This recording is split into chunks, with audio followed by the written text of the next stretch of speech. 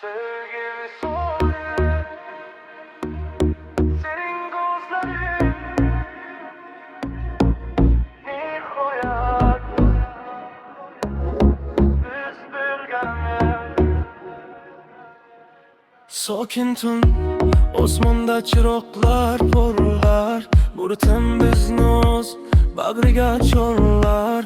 Qo'llaring tekkanda qo'llarimga ilk bor, yurakda eng go'zal tuyg'ular gullar. So'kinchning sarosi ortda qoldi-ku, armonlar birdaniga unutildi-ku. Sen bilan boshlangan hayot yo'llarim eng shirin orzuga borib yetdi-ku. Yaqinroq kel, his qil buni, bu shunchaki tush emas axir.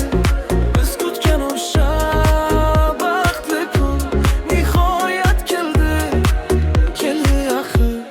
Sevgi visoli bu go'zal ertak, sen bilan uradi yagona yurak. Bu ohang ustida raqsga tushamiz, menga sendan o'zga hayot ne kerak. Sevgi visoli bu go'zal ertak, sen bilan uradi yagona yurak. Bu ohang ustida raqsga tushamiz, menga sendan o'zga hayot ne kerak. Dengizning nafasi tungi shaboda, biz baxtli bo'lamiz yo'g'i dunyoda. Sening tabassuming menga kifoya, sevgi hikoyamiz dildan dilga jo'r. Vaqt to'xtab qolgandek go'yo shu lahza, sening borliging quvonch bir mo'jiza. Deep house baslari urar yurakday, bizni bog'lab turar sehrli rishta.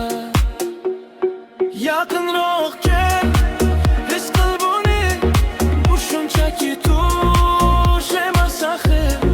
Biz kutgan o'sha baxtli kun nihoyat keldi axir. Sevgi visoli bu go'zal ertak, sen bilan uradi yagona yurak.